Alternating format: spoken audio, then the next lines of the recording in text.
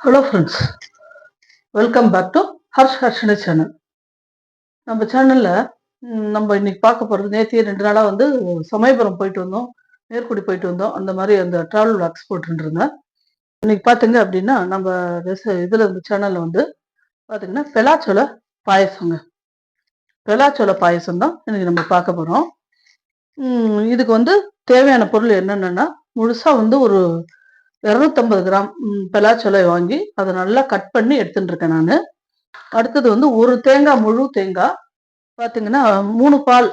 அந்த தேங்காயில முதல் பால், 2ஆம் பால், 3ஆம் பால்னு 3 பால் எடுத்து தனித்தனியாக அதை பாருங்க தனித்தனியாக வச்சுட்டு இருக்கேன். அடுத்தது வந்து தேங்காவிலேயே ஒரு பிடிச்ச பொடி இந்த மாதிரி பல்லா கீறி ரெடியாக எடுத்து வச்சுருக்கேன். அதுக்கடுத்து நெய் இருக்குது, தேவையான நெய் எடுத்து வச்சுருக்கேன். 1 கப்பு வெல்லம் எடுத்து வச்சுருக்கேன். அடுத்தது வந்து ஏலக்காய், முந்திரி பருப்பு, திராட்சை இதெல்லாம் எடுத்து வச்சுருக்கேன். வாங்க எப்படி செய்யுதுன்னு நம்ம பார்க்கலாம். நம்ம என்ன செய்வோம், இந்த பெலாச்சோளம் இருக்கு இல்லைங்களா, பெலாச்சோளத்தை கட் பண்ணி வச்சுருக்கேன் பாருங்க. இது வந்து 2-3 விதமா செய்யலாங்க. என்னன்னா, ஒண்ணு இதை வந்து குக்கர்ல வச்சு வேக வச்சு செய்வாங்க. நான் வந்து ஈஸியா இருக்கட்டும், ஈஸியான மெத்தட்ல வந்து என்ன பண்ணுவேன், இதை அப்படியே வந்து கிரைண்ட் பண்ணிடுவேன். மிக்சியில போட்டு நல்லா அரைச்சிடுவேன். அரைச்சிட்டு அதை கொதிக்க விட்டு அதில் பண்ணுவேன். வந்து பார்ப்போங்க மிக்சியில் இதை இப்போ போட்டு நம்ம மிக்சியில் அரைக்க போகிறோம். பார்க்கலாம். அரைச்சிட்டு நான் உங்கள்கிட்ட காமிக்கிறேன். பாருங்க, வானிலையே இந்த எலுப்பு சட்டியை போட்டாச்சு. அடுப்பில் போட்டதுக்கப்புறம் இதுக்கு வந்து கொஞ்சம் நெய் வந்து அதிகமாக தேவைப்படுங்க. அதனால கொஞ்சம் எப்படி பார்த்தாலும் ஒரு 1/2 கப் நெய்யாக தேவைப்படும். முதல்ல வந்து கொஞ்சம் ஊற்றுப்போம் நெய், ஒரு 1/4 கப் நெய். அதில் அப்ராக்சிமேட்டா நான் அடிக்கடி செய்யறதுனால எனக்கு அந்த அளவு தெரியும். நீங்க வேணும் அப்படின்னா ஒரு 1/2 கப்பு, எந்த கப்ல வந்து நம்ம பெலாச்சோள எடுக்கிறோமோ அந்த கப்ல ஒரு 1/2 கப்பு நெய் எடுத்து வச்சுக்கோங்க. அதுல ஒரு 1/4 கப்பு முதல்ல ஊத்திக்கணும். ஊத்திட்டு அது கொஞ்சம் நெய்க்கு நல்லா காஞ்சதுக்கு அப்புறம் இந்த பாருங்க, இந்த பல்லா கீறி வச்சிருக்கேன் இல்லையா, இதை வந்து அதுல போடணும். தேங்காவை பல்லா கீறின தேங்காவை இதுல முதல்ல போடுறேன்.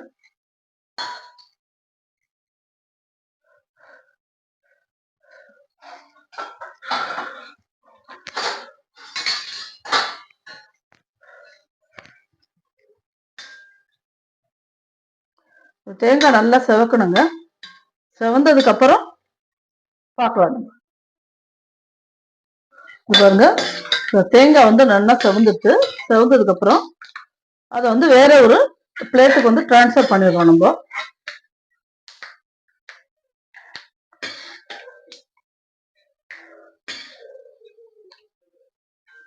வேற ஒரு தட்டுக்கு நல்லா மாத்தினுட்டு அதை அதுக்கப்புறம் பாத்தீங்கன்னா அந்த முந்திரி பருப்பு, திராட்சை இது ரெண்டையும் போடுறோம். பாருங்க, நல்லா இந்த அளவுக்கு இது நல்லா செவக்கணும். இந்த அளவுக்கு நல்லா செவந்ததுக்கு அப்புறம் நம்ம வந்து அது வேற ஒரு தட்டுக்கு மாத்திட்டோம். அதுக்கப்புறம் பாத்தீங்க அப்படின்னா இந்த திராட்சை, முந்திரி இது ரெண்டுமே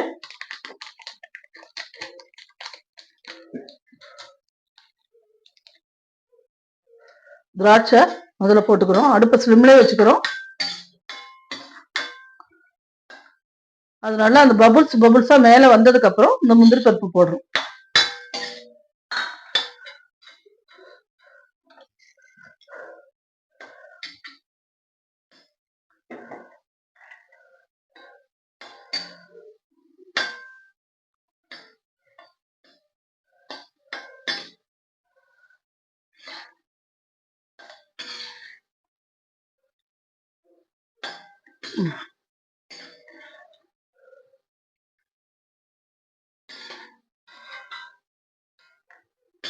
இதை நம்ம அதே தட்டுல தேங்காய் வச்சிருக்கோம் இல்லையா, அதே தட்டுல எடுத்துன்னு விடுறோம்.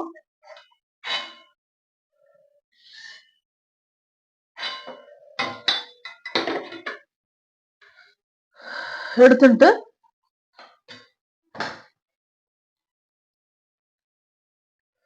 நான் ஏற்கனவே இதுல வந்து அரைச்சி வச்சிருக்கேன் இல்லையா, அந்த பெலாச்சோலையை கட் பண்ணி 1 கப் இதுல போட்டு அரைச்சிருக்கேன். அதோட அரைச்சதோட ஒரு 4-5 ஏலக்காய், ஒரு சிட்டிக்கு சுக்கு இது ரெண்டையும் போட்டு, ஏன்னா பெலாச்சோளம் வந்து சில பேருக்கு வந்து வயிறை ஒரு மாதிரி செய்யும். அதுக்கோசரம் அந்த கேஸ் ட்ரபிள் வரக்கூடாதுன்னு ஒரே ஒரு சுட்டிக்கு வந்து சுக்கு இதுல போட்டு இருக்கேன். எல்லாத்தையும் போட்டு ஒன்னா கிரைண்ட் பண்ணிட்டேன் நானு. இப்ப இது என்ன செய்ய போறோம், இதுல விட்டுக்கலாம் நம்ம.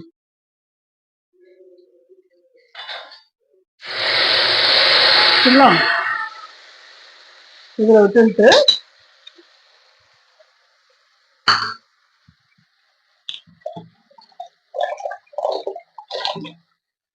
மிக்ஸி அலம்பி ஒரு கப்புக்கு தண்ணி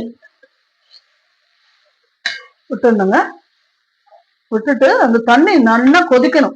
கொதிச்சாதான் அது என்ன ஆகும்னா அந்த பெலாச்சொலையோட அந்த ரா ஸ்மெல் போகும் உங்களுக்கு. இந்த பெலாச்சொலையோட பச்சை வாடை போகுது. அதுக்கோசரம் இது ஒரு 5 நிமிஷம் கொதிக்க விட்டதுக்கு அப்புறம் இந்த பால் எடுத்து வச்சிருக்கோம் இல்லையா, அந்த பாலை வந்து ஒன்னொன்னா நம்ம இதுல விடுறோம். முதல்ல இது கொதிச்சு நல்லா கெட்டி ஆகட்டும். ஆனதுக்கு அப்புறம் அந்த பாலை நம்ம இதுல சேர்க்கலாம்.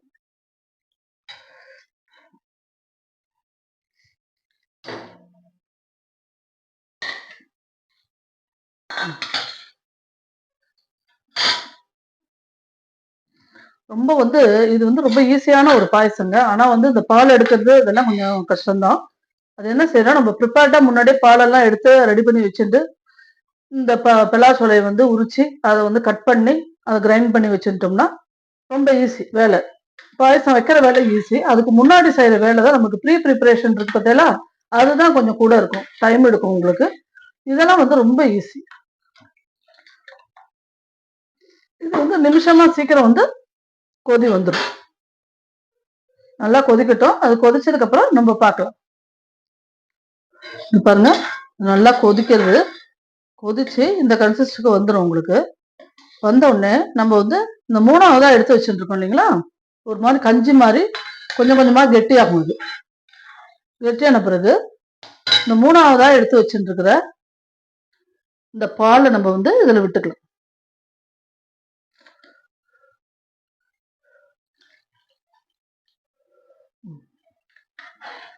இந்த பால் 3ஆவது பால் விட்டுருக்கேன். இப்போ இது நல்லா கொதிக்கட்டுங்க. கொதிச்சதுக்கு அப்புறம் பார்க்கலாம்.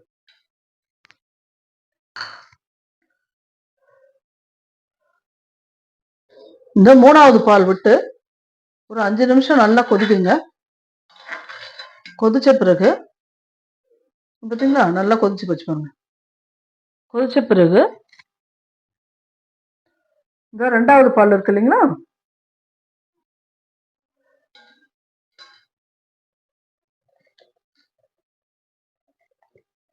இந்த 2ஆவது பால் இதை வந்து நம்ம இப்ப இதுல விட்டுக்கலாம்.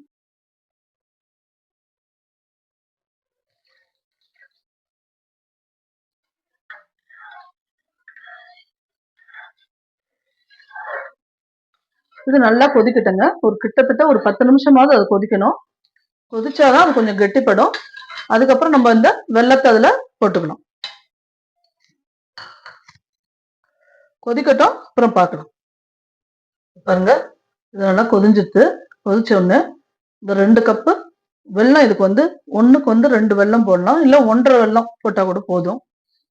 சில பேர் ரொம்ப இனிப்பு வேண்டாம் அப்படின்றவங்க சரிக்கு சரி கூட போடலாம். நான் இங்க வந்து 1.5 வெல்லம் போடுறேன். 1.5 கப்பு வெல்லம் போட போறேன். பாருங்க, 1 கப்பு போட்டுட்டேன்.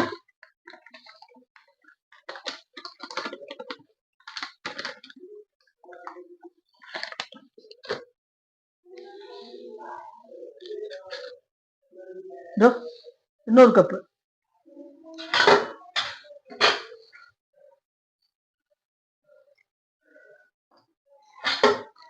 இன்னொரு கப் வெள்ளத்தையும் நல்லா போட்டுட்டு நல்லா கொதிக்கணுங்க.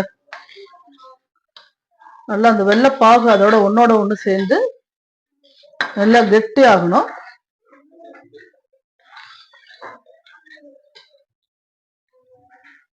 நல்லா கொதிக்கட்டும். கொதிச்சதுக்கு அப்புறம் பார்க்கலாம். இங்க பாருங்க, உங்களுக்கே நல்லா தெரியும், நல்லா கெட்டியா எப்படி ஆயிடுச்சு பார்த்தீங்களா. நல்லா கொதிச்சு கெட்டி ஆன பிறகு நம்ம என்ன பண்ணுவோம், ஏற்கனவே வந்து நம்ம முந்திரி திராட்சை, அப்புறம் வந்து அந்த தேங்காவை வந்து பொடி பொடியா கட் பண்ணி அதையும் நல்லா செவக்க நெய்யில வறுத்து வச்சிருக்கோம். அது எல்லாத்தையும் இதுல அப்படியே கொட்டிடணும். அடுப்பை வந்து ஸ்லிப்ல வச்சுக்கணும். இனிமேட்டு வந்து அதை அடிபிடிக்க ஆரம்பிச்சிடும். அதனால பார்த்தீங்களா, அந்த மாதிரி ஸ்லிம்ல வச்சுட்டு இப்ப இந்த ஸ்டேஜ்ல நம்ம என்ன செய்யறோம் அப்படின்னா, நெய் ஒரு அதை அடி பிடிக்காம இருக்கிறதுக்கு ஒரு 2 ஸ்பூன் நெய்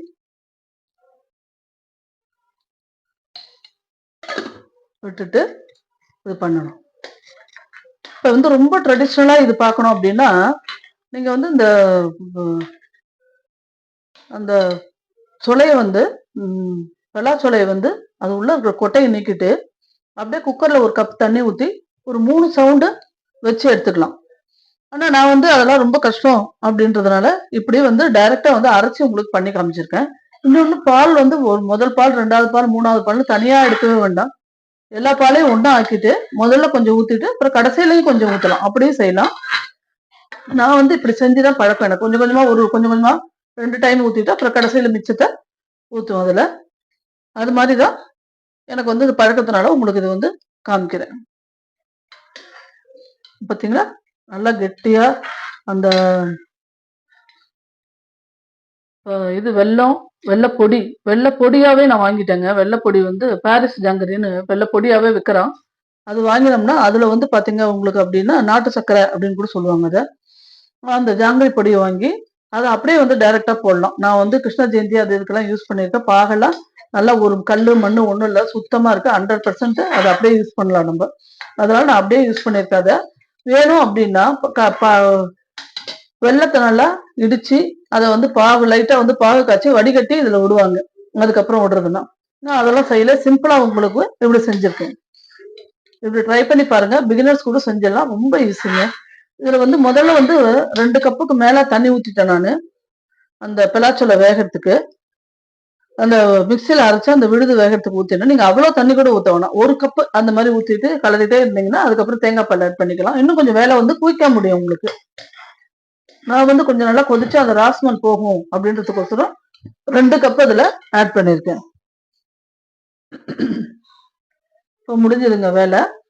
முடிஞ்ச உடனே சரிங்களா, இந்த நெய், வெல்லம், இந்த பலாச்சோலை பேஸ்ட் எல்லாம் சேர்ந்து அந்த ஸ்மெல்லே வந்து நல்லா இருக்குங்க. பார்க்கும்போதே வந்து சாப்பிடணும் போல இருக்கு எனக்கு. இங்க பாருங்க, இந்த இதை வந்து அப்படியே விட்டுலாம். நம்ம தேங்காய் பாலை அப்படியே விட்டுட்டு நிறைய கொதிக்க கூடாது. சும்மா ஒரு 5 நிமிஷம் 2 பபிள்ஸ் வந்தா போறோம். அப்படியே நிறுத்திடலாம் நம்ம. அவ்வளவுதான். முதல் பாலை கடைசியில ஊத்திருக்கேன். ஊத்திட்டு ஒரு 2 மினிட்ஸ் கொதிச்சதுன்னா போதும், ரெடி ஆயிடும் நம்மளுக்கு.